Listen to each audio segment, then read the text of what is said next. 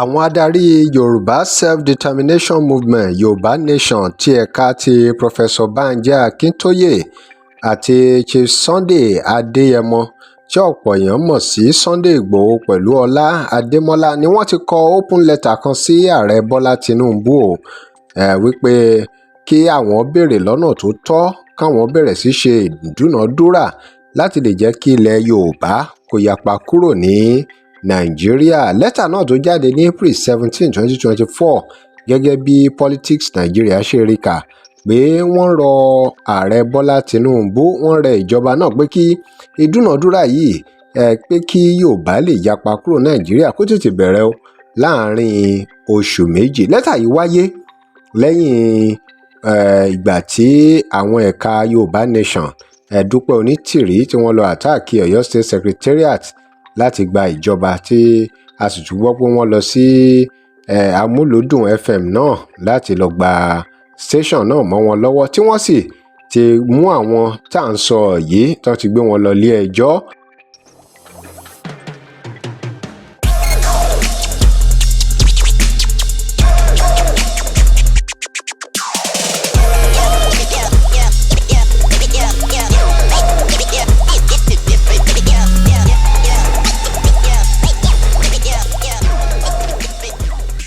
Welcome to Digi Naija. Remember to like, share and follow us. Nínú lẹ́tà náà tí àwọn ẹ̀ka Sunday Igboho àti Professor Banji Akintoye, nínú lẹ́tà tí wọ́n fi ránṣẹ́ sí ààrẹ orílẹ̀-èdè Nàìjíríà, ààrẹ Bọ́lá Tinubu, náà ni wọ́n ti fohùn ránṣẹ́ o pé láti 2015 làwọn Fúlàní darandaran ti ń ba oko jẹ́, tí wọ́n ń bọ̀nà jẹ́ ńlẹ̀ Yorùbá, tí wọ́n jí àwọn èèyàn gbé, tí wọ́n pa àwọn èèyàn, tí wọ́n ti sọ ilẹ̀ Yorùbá di báṣubàṣu débi pé wọ́n ní láti tún máa béèrè fún owó láti fi àwọn tí wọ́n bá jí sílẹ̀ gbé. Tẹ́ ẹ bá rántí pé inú fọ́nrán náà àti inú àwọn ìròyìn lóríṣiríṣi láti rí gbogbo ibi tí wọ́n ní àwọn Fúlàní darandaran yìí ti ṣọṣẹ́, èyí tí Èkìtì, ti Ìlọ́rà, oríṣiríṣi bẹ́ẹ̀ bẹ́ẹ̀ lọ.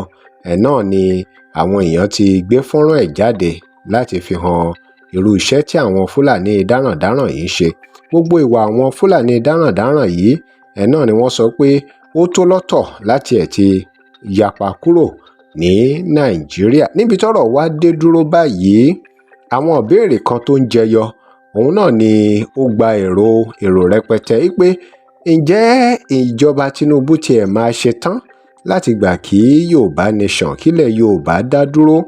Ìbéèrè táwọn kan sì tún wá ń béèrè náà ni pé bí ilẹ̀ Yorùbá bá tiẹ̀ wá dá dúró, ǹjẹ́ ìwà ọ̀bàyéjẹ́, ìwà ọ̀tẹ̀, nǹkan corruption, ǹjẹ́ ó tiẹ̀ máa lè dínkù, ṣó máa dópin?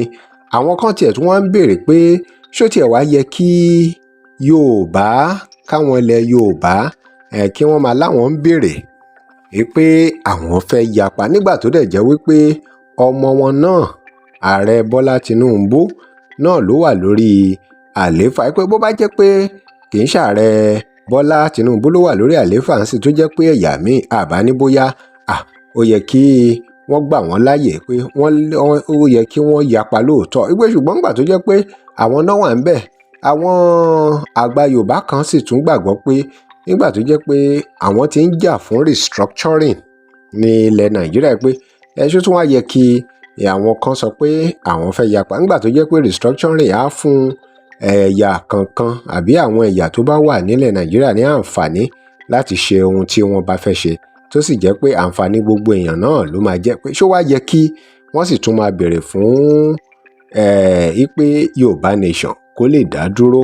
Àwọn ìbéèrè yìí náà ló ń jẹyọ lórí àwọn nǹkan tí olóyè Ìgbòho àti Professor Banji Akintoye pẹ̀lú àwọn èèyàn wọn ní ẹ̀ka Yorùbá Nation tí wọ́n ti ń gbìyànjú àti ṣe pé kí ìjọba lè gbà wọ́n láyè kí ilẹ̀ Yorùbá kó lè dá dúró, kó lè tẹ̀síwájú, pàápàá pé kí àlàáfíà lè jọba ní ilẹ̀ Yorùbá.